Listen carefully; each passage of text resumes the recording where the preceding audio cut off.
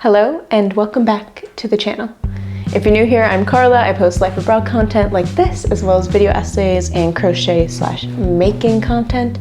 So if you're interested in any of that, subscribe and put any questions that you might have about living abroad or anything else in the comments down below, and I will try to answer them in a future video. And if you know anyone who's also interested in moving abroad, then definitely send this to them because it might help. And I want to make this video because I see lots of how to move abroad content or advice, and it turns out that the person talking either had a British or European parent, or their grandparent was European, and through that they were able to get citizenship, and then from there things were a bit easier for them. But we will not be discussing any of those options because I don't think that they're realistic. Unless you are also in that situation, then that's great. You take advantage of that. But I want to give options that pretty much anyone can access. However, I am American, born and raised in the US. I have an American passport, and I only have an American passport. So while I still need visas to live elsewhere, immigrating to a lot of countries is a lot easier for me than it might be for other people who don't have an American passport. Most of my audience is in the US, so this should be helpful for most people. And the options I'm going to give aren't American specific. So anyone can watch this, but of course do your own research and figure out which options are available to you and fit your situation. Side note, we are mainly talking about moving to the UK or the EU because that's where I've experienced living, but I do name options for countries all over the world, and a lot of these visas will exist in some form in so many countries. So I've lived abroad in 3 ways and in 2 different countries, France and the UK. The first way was through a language grant, which was 1 month in NC and another month in France where I was taking classes. The second way was as an exchange student for a full year in Paris. And the third way was doing my master's in London, which is where I now live and work. So these are the visas or immigration situations that I have the most experience with, but I've done tons of research and I'm going to share all of the most accessible and realistic options that I came up with. So this video is going to be segmented into 2 parts, long-term options and short-term options. And I think we should start with the long-term options because if you're interested in moving abroad, you probably at least have the desire to go for an extended period of time or permanently, even if you don't end up doing that. I won't be going into too much detail because then this would be like a 2-hour video. And there are so many countries that offer so many different visas, but this is going to be a good overview for you if you don't know where to start and you want to know what options are available, because when you've been in this world of like living abroad and applying for visas and all of this stuff, you see this content online all the time and you get like obsessed and you do tons of research. So it seems very like self-explanatory to me at this point. But I know that it's not, and so many people don't know that some of these options even exist.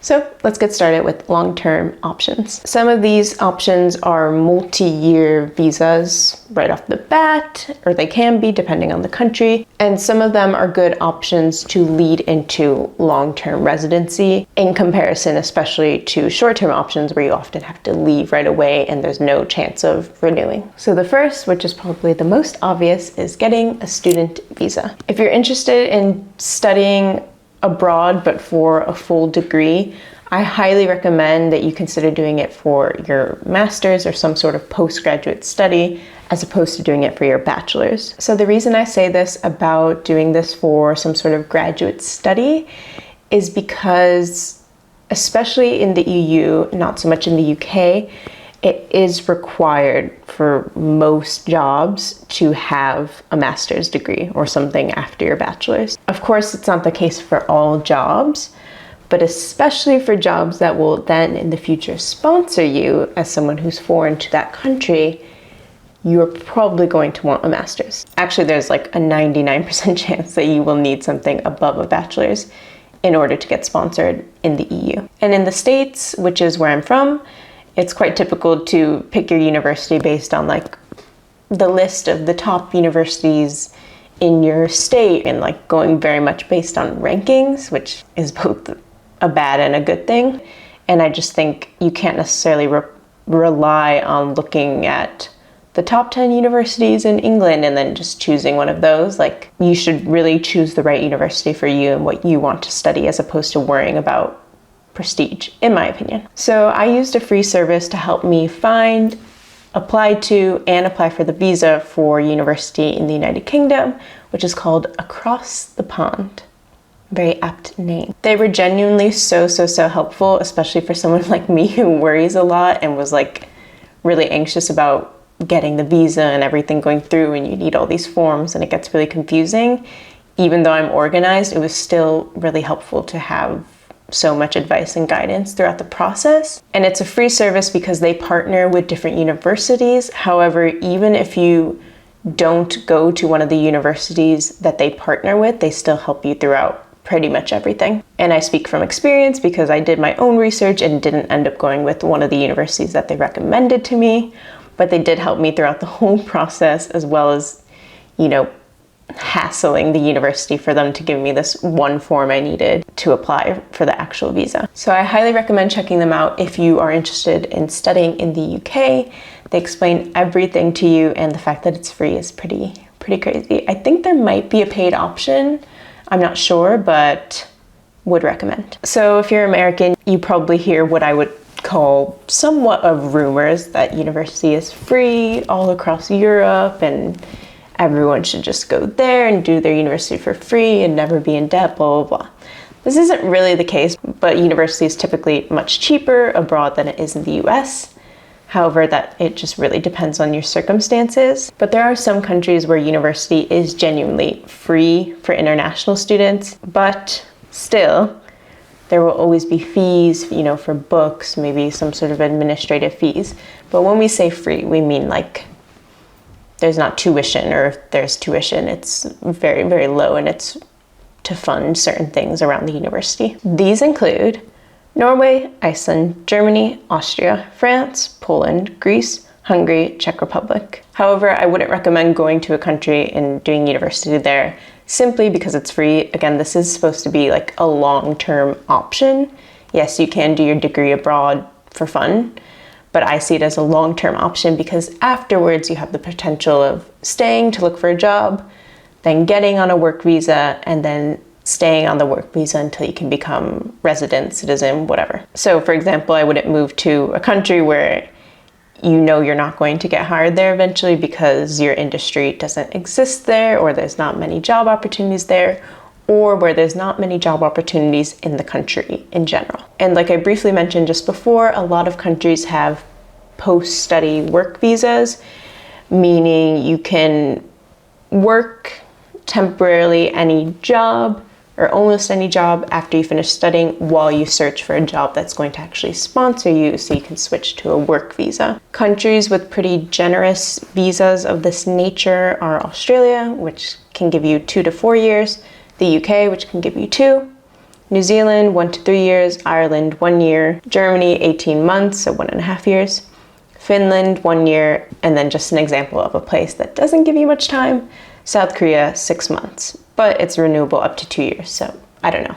That's kind of confusing. Okay, moving on from student visas, and this is an option that can come after your student visa, but can also come just directly, is sponsorship. So if you've looked into moving abroad before, you probably know that finding work sponsorship can be really difficult, but there are some things you can do to increase your chances, or at least give you some clarity on how good your chances are. So a lot of countries will have an official list of companies that have the right to sponsor. These of course tend to be big corporations, but you might be surprised by some of the companies that are on there, as well as nonprofits. So something I would recommend is looking at the country you want to move to, trying to find if they have like a company sponsor list, and checking out the companies there, seeing if you'd want to work for them, go from there and apply. Countries will also have a list of specific roles that are more easily sponsored. For example, in the UK, there's the shortage occupation list, and it has so many jobs on there, from being like a first chair violinist to being a doctor for a specific eye disease. I don't know. I just made those up, but those are genuinely the types of jobs that will come up on there. But definitely take these lists with a grain of salt, because you don't want to, read the shortage occupation list, for example, and get discouraged and think you can't get sponsored because you're not on that list. That's not always the case, and things can be flexible. Also, for the company sponsor list, you might find a company and apply, and they might be willing to sponsor you. So it's really all about chance, but that is a way to move abroad. The nice thing with this is, you don't have to go to university if you have already done university and don't feel like you want to study more, but it is probably more difficult because you really need a company to vouch for you. But it's not impossible, and I've heard of plenty of people who, have applied from the States to a job in the UK or in France and got it and got sponsorship. So the next long-term option is to do an intra-company transfer. It might be called different things elsewhere, but this is what it's typically referred to amongst people I know, which are like Americans talking about moving to the UK. This one requires a bit of patience, and it's also best for corporate folks. It basically means working at a company, typically a big company, for a couple of years and asking to be transferred. Some pros are that, you already know the company, you already know the job, and you just boop, pop on over. Some of the cons are that there's this greater sense of a lack of control, or at least that's what I imagine it would feel like. And this option really does put you at the will of others, specifically your boss or HR. If you are thinking of going this route, I highly recommend talking about this with your manager, whoever you need to talk about it with, and start discussing this as early as possible, even like when you're interviewing for this company in your home country. I say corporate people because I know people who work in like finance or consulting who have done this, but I also know people who, work for a law firm that's not a corporate law firm. I also think this could be a good option for you if, you've already started your career and you're established in a job with the company, and, you want to move abroad, but you're not necessarily fussed about studying more or applying for a new job. You might be more willing to wait around until people tell you yes from your current company. Something I would recommend is, not giving up, pushing people. Your manager, HR, might be like, oh yeah, sure, and think you're gonna forget about it, or they might kind of turn you down a bit because they just don't feel like dealing with it because it is complicated, even though it is a bit easier for you. But to just, do your research and kindly and politely push people and make it as convenient for them as possible. Next, for a long-term option, is a freelancer visa or a startup visa. As you can guess by what I'm calling this section, this is very much for entrepreneurial folks or people who can offer online services and make a living from that. There are a few countries that allow you to do a startup visa. This is not an extensive list, but I can list Canada, Denmark, Portugal, New Zealand, Spain, Chile, Japan, Estonia, Hong Kong, Singapore, the Netherlands, Ireland, France, Latvia, and Mauritius. And I think the UK also has some sort of startup business innovation type visa. This is not in my remit at all, but if you are someone who wants to start a business, wants to move abroad, and really believes that you can do it in your target country, look into this option, because you might have not known that it even existed. You might have thought, I want to start a business, but that's too complicated to do in another country. I guess I'll just have to stay in my home country even though I want to live abroad.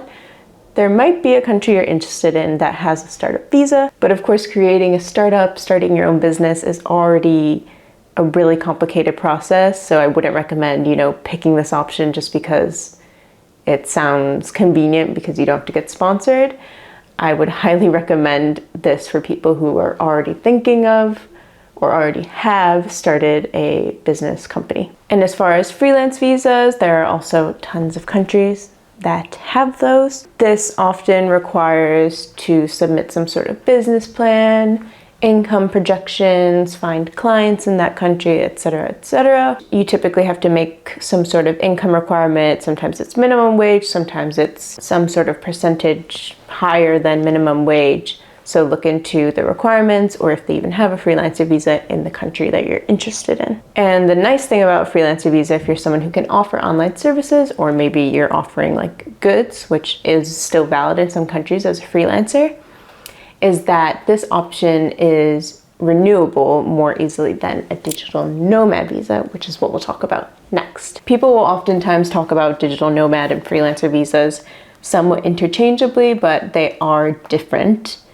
or can be different depending on the country. Some countries with digital nomad visas are Estonia, Croatia, Greece, Romania, Cyprus, Portugal, Costa Rica, Brazil, Colombia, Panama, Namibia, Dubai, etc., etc., etc. And for Dubai, it's unclear if it's valid for all of the UAE or if it's just in Dubai. Digital nomad essentially means working for yourself or for a company that's not in that country, which makes it different to freelance. It's mostly for remote workers or self-employed people, but it doesn't have to be freelance, if that makes sense. So you can be a full-time permanent employee for a company, but work remotely in a different country. But sometimes, and maybe I could say most of the time, this is more of a short-term option. So let's move into short-term options for moving abroad. So the digital nomad option, in some cases, they have very short time limits and cannot be renewed. Or even if they can be renewed, they can't lead to residency. You'll always have to be on some sort of visa status. If you're interested in these countries, Croatia, Malaysia, Cape Verde, Greece, Cyprus, Ecuador, and many more, those might be good options because if you don't intend to live there for more than like a year or two, you might be interested in doing a digital nomad visa in a country, even if it can't be renewed. But of course, you could do any of these other visas and also stay for a short amount of time. But the reason I'm segmenting into these different long-term, short-term is because if you want to stay for a long period of time, you probably don't want to go with the short-term options. You know what I mean? Another short-term option for moving abroad is to teach English. So I know the most about teaching English in Spain and France. I haven't done so myself, but I know plenty of people who have. So in Spain, it's typically referred to as a language assistant program, and many people do it after studying there for a degree as an international student or after doing like a short study abroad program. Popular language assistant type programs are NALCAP and the British Council. And in France, the most popular program for teaching English is TAPIF. So depending on the English teaching visa or program or whatever it is that you're on, your hours can be severely limited. Like in France, I think it's 12 hours a week. So unless you can survive on 12 hours a week of wages, you need savings in order to do this, which might be a good option for you if you're interested in just going for a short little adventure and then already planning to come home. There are plenty of other countries that have English language teaching programs, so I highly recommend looking into that. Of course, you should probably enjoy teaching. You should probably enjoy teaching English and enjoy interacting with children. But from what I understand, it's very hard to extend this type of visa. Actually, yeah, I do know someone who did TAPIF and did kind of some side work with a French company that then wanted to sponsor him, and then he moved to Paris. But that was very rare, and TAPIF is really just a 1 year, 2 year thing. Another option, if you like interacting with and taking care of children, is to be an au pair. Again, I mostly know people who have been au pairs in either France or Spain and some in Italy. And, you know, I've heard good experiences, I've heard bad experiences, but it's really just dependent on the person, dependent on the family that you're with. In France, I believe you can be an au pair for up to 2 years, and in Spain, it seems like it could, in theory, be indefinite, but it's quite unlikely that you would ever pursue being an au pair as a long-term solution to living in Spain. Oftentimes, the family that you're an au pair for is required to pay for like your housing and your food, which means living with them for the most part. They also might be required to pay for your tuition for language school, or at least part of it, if you're an au pair in a country that requires you to study the language. I think Sweden and Denmark are 2 countries that do that. The next is a visa that I think a lot of people don't know about, which is the working holiday visa. These are some countries that have working holiday visas. Of course, I put this in the short-term category because for the most part, they're 1 year and that's it. In the case of Australia, you can do a renewal for a second year and then for a third year. But to get that first renewal, you have to have spent 3 months doing regional farm work in Australia. So basically trying to get people to work in and discover agriculture in the country. A working holiday visa is very, very touristy to sum things up. It's basically doing something like woofing, but for a full year, maybe 2 years. You can do pretty much anything, whereas for a digital nomad or freelancer visa, you typically have to have your work based just within yourself or out of the country. So if you're looking for a short-term solution, that's a really good one where you can still earn money. For example, being a barista is not something that you would ever be sponsored to do in a foreign country. Japan is a country that has a working holiday visa. There is a list that you can find online of countries that are eligible for it, and the US is actually not one of them. Because when I was researching for this video, I was kind of like, should I do that 1 year in Japan? And then I realized that I can't.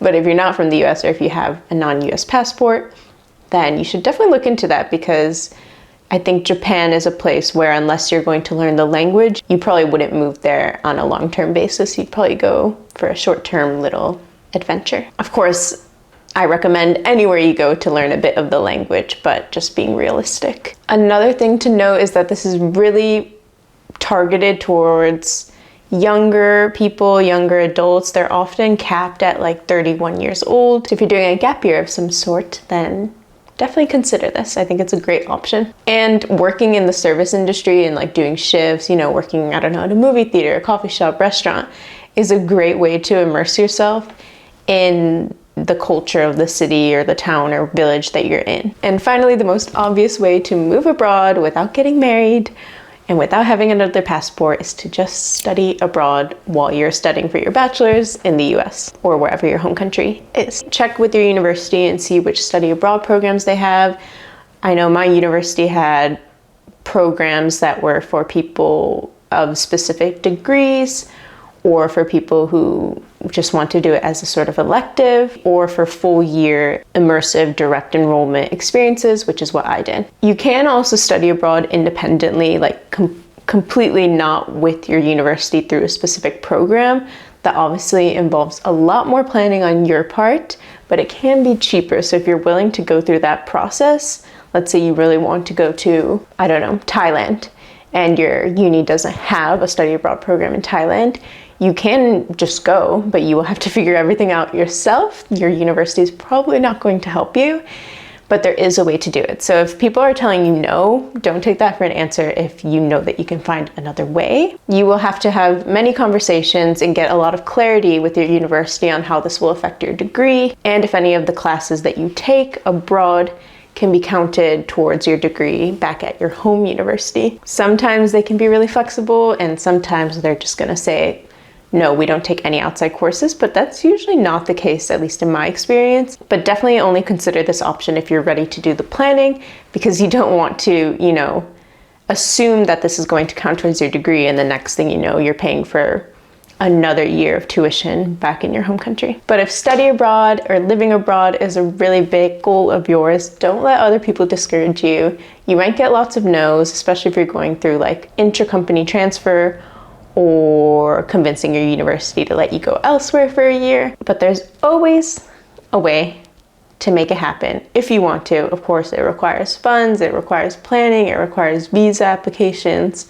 But if you're interested in doing it, there are so many options aside from just, you know, getting hitched and flying across, or benefiting from the fact that you have, you know, a grandparent who was from X country. So I hope this was helpful. Again, if you have any questions about living abroad or anything else, then ask in the comments down below and I will try to answer them in a future video. And if you enjoyed, please do subscribe. We just started this channel and everyone's been so lovely so far. So if you're interested in life abroad content, video essays, or crochet/making stuff, then you know where to go. Subscribe. And if you have any friends who are interested in moving abroad, then send this to them if you want. Okay, that's it for today's video. I hope you enjoyed and see you next time. Bye.